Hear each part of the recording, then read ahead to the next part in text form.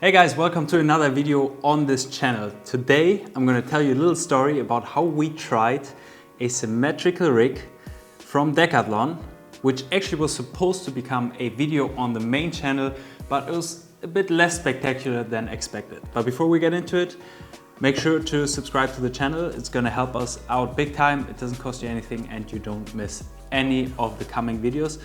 But let's get into the story. So in the summer of last year, I found out about this rig online and I thought, that's very strange, but I have to try it.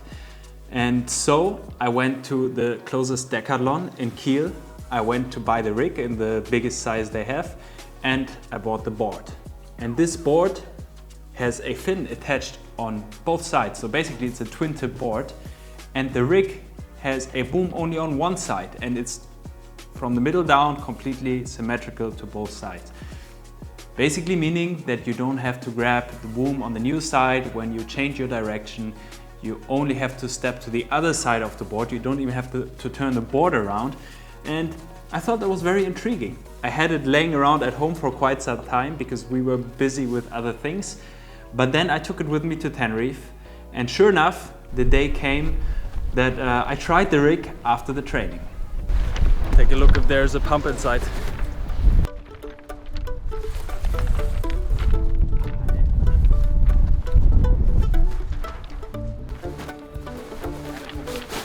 The very first challenge was the rigging. And it's actually pretty self-explanatory how it rigs, but of course way different from how a normal windsurf rig and board comes together. And we needed a pump, which I thought was included in the package, but turns out it wasn't. So we had to borrow a pump from one of the wing foilers around. And in the meantime, we also caught quite some attention from the other windsurfers around. A symmetrical thing from DECATHLON. What do you mean asymmetrical? It's a symmetrical rig. It's like this. And the board has a fin on each side. So what? So you basically go like, you can go one way and then without tacking, you go the other. Exactly, yeah. Okay.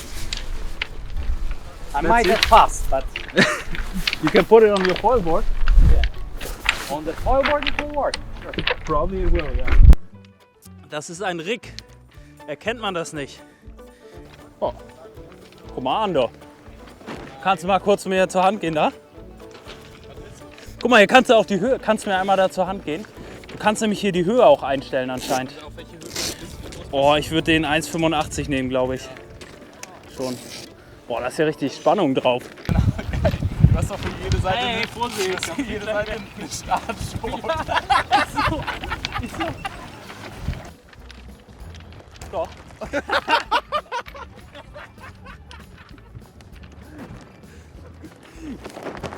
Vorsicht. Ich muss noch ein bisschen aufpumpen, glaube ich. Is it an inflatable windsurf? It's a symmetrical windsurf board. So you don't have to change the side. That's how it's supposed to be, but I don't know if it will work. I'm not sure. I can borrow you the fins if you want it. The one in the middle, yes. Hey, check the system, huh? It's fucking nice.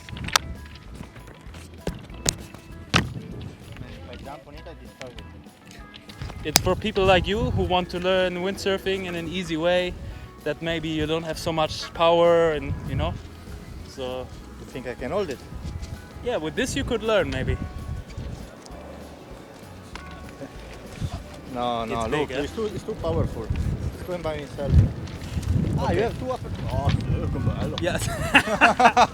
Two upwards, huh? Yeah, two. One for each side. Okay, now I feel more safety.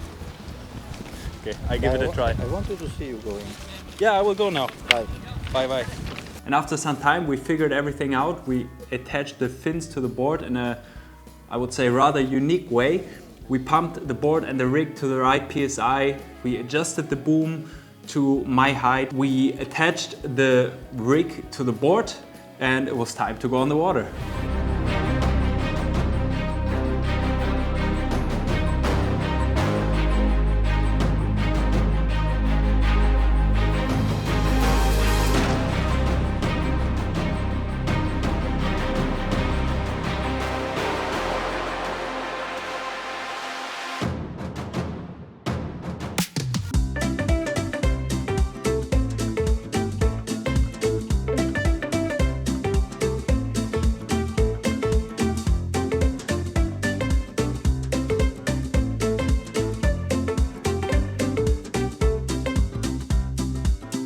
have to say it was a pretty disappointing experience. And maybe I'm embarrassing myself a little bit here with my own performance as well. But if I can't make it work and I can't really go with it easily, then how would a beginner? The first issue was that because of the fin in the front, the board would start pivoting in all kinds of directions way too easily, and you have to be super active with your sail steering. And that of course would make it super challenging for a beginner, because you need to actually know what you're doing. And a beginner typically doesn't know what he or she is doing. So that was the first challenge.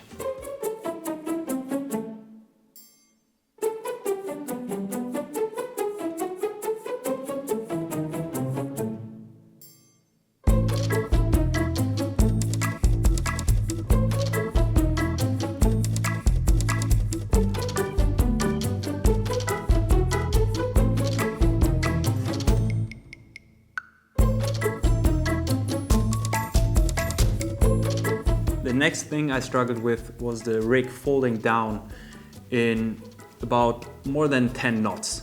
It just started folding down from the boom upwards. And that's of course not really convenient, because most spots are gusty, so as soon as you have 8 to 12 knots, it already wouldn't work. We pumped it to the suggested pressure, so I don't think we did anything wrong here. Maybe we could have pumped it more, but of course I didn't want to make it explode. Funny enough, the only thing that worked was actually turning around.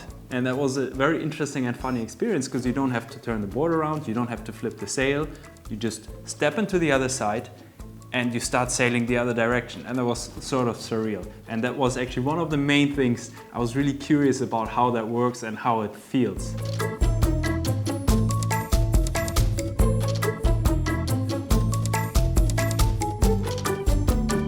Next issue we had was the connection between the rig and the board, which was, in my opinion, way too loose. So you ended up with a rig way too far on either side of the board, which made the board pivot even more in either direction.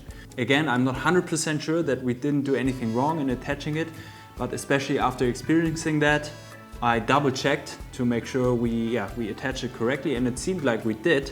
So yeah, that didn't really work out either.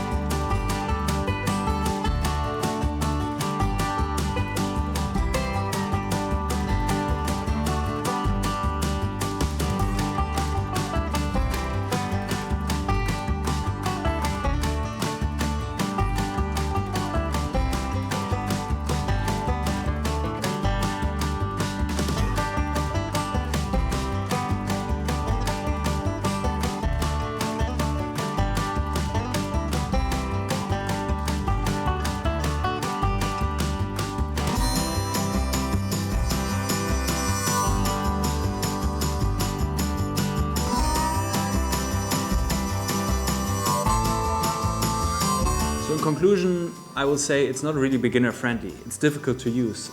And if I already had a hard time on it, then how would it be for a beginner, of course?